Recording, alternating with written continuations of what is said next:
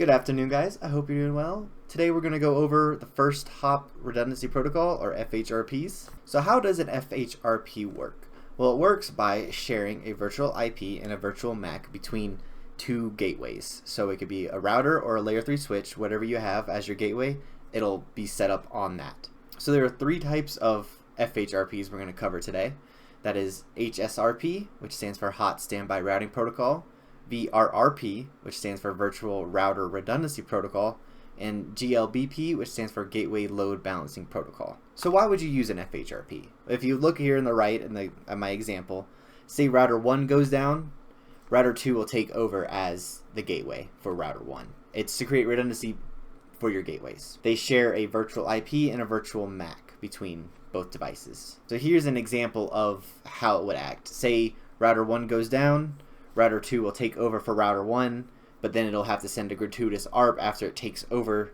It'll send that ARP down towards the access layer switches, because the access switches still think router 1 is where it needs to send traffic, when in reality it's router 2 now. So what happens when one of your gateways doesn't fail but it has a worse upstream connection? Is there any way that FHRP can help with that? And that is yes. That is object tracking. Object tracking gives it the ability to track certain values of the upstream connection. Those values are routes, line protocol, reachability, and IP-SLA. How it works is if one of the things it's tracking, one of the values, goes down below its certain threshold, it will drop the priority, and then the backup router will take over. But the only way to make this all work is you have to have preemption configured so the backup router can steal a primary status from the backup. So you have to have object tracking and preemption to go hand in hand if you really want it to work correctly.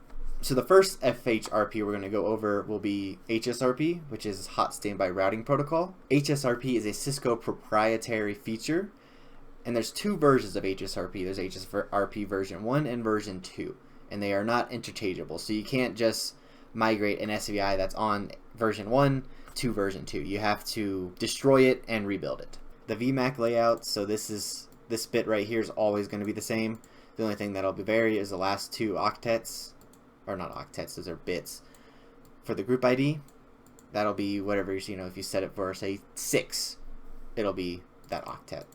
We'll fill it for that bit right there. And then here's the MCAST. Version 1 can have a total of 256 groups, and then same for HSRP v2. You have this bit will stay the same, then the only variables will be where the group ID fits into, and then this is the MCAST, multicast, and then you can have 4096 total groups. So HSRP has two states, that is active and standby. Active is the one that'll do the routing, forwarding, all that, while standby is waiting, just checking in, making sure active is still up, and when active goes down, standby will take over active state. So how active and standby is decided is off of a value called priority. Priority is standard at 100, so if you just build an HSRP instance, it'll just automatically give it a 100, but it can be set from 0 to 255.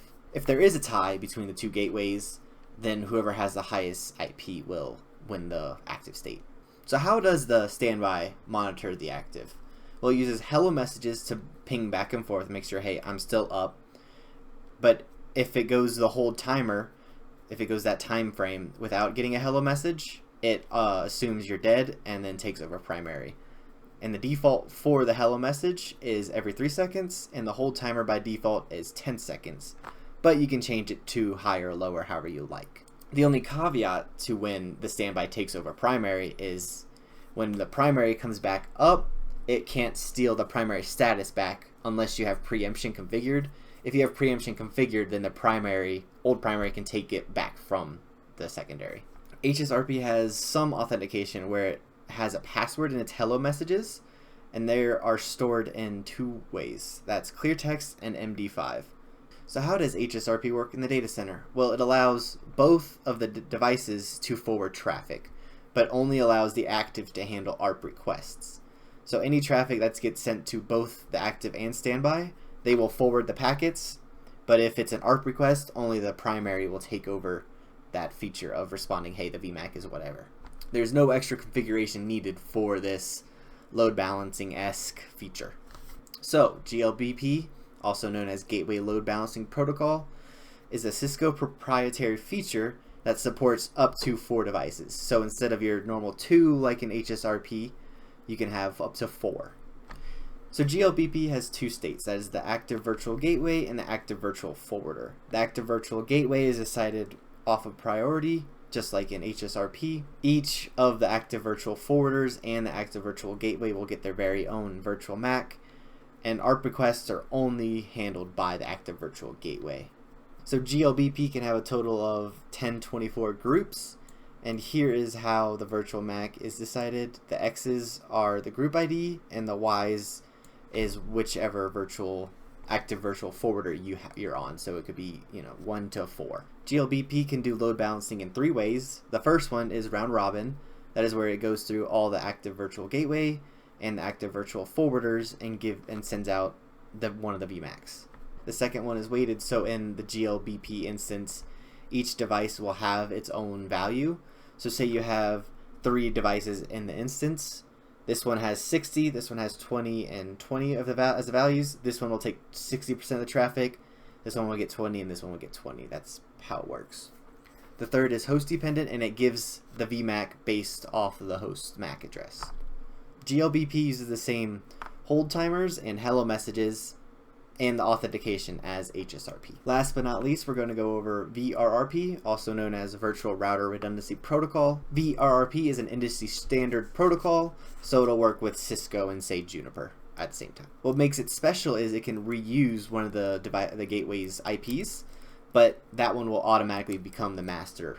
So say you have a tight IP space and you want to reuse your gateway 1's IP. If you do that, your gateway 1 will automatically become the master, because if not, you'll have an IP conflict. There are 2 versions of VRRP, and they are version 2 and version 3. Version 3 is the only one with IPv6 capabilities though. So here's how the VMAC's built. You have this one that's never going to change, and then group ID will be the last 2, and then you got your multicast address.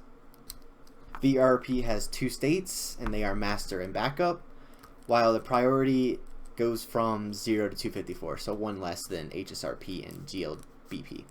So it uses the same authentication as HSRP and GLBP, but preemption is configured by default on VRRP. It also operates the same way HSRP does in the data center. So what happens when you have a chassis switch with 2 supervisors and 1 supervisor fails? That's where you'd use stateful switchover to switch from main soup to backup soup. The backup soup will keep a constant copy of the control plane and the data plane. So nonstop forwarding works with stateful switchover. So nonstop forwarding has to be set up as it builds its routing adjacencies, and both devices that are in that adjacency has to have NSF capabilities. So how NSF works is if it sees the control plane of its adjacent partner go down, it will mark those routes as stale because they're not constantly being updated, but it'll keep forwarding the traffic while the other side's stateful switchover is doing its thing and brings up the other control plane.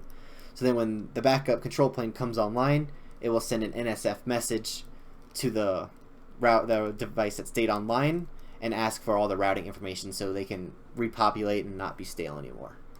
Alrighty guys, so that is FHRPs and a whole bunch of stuff.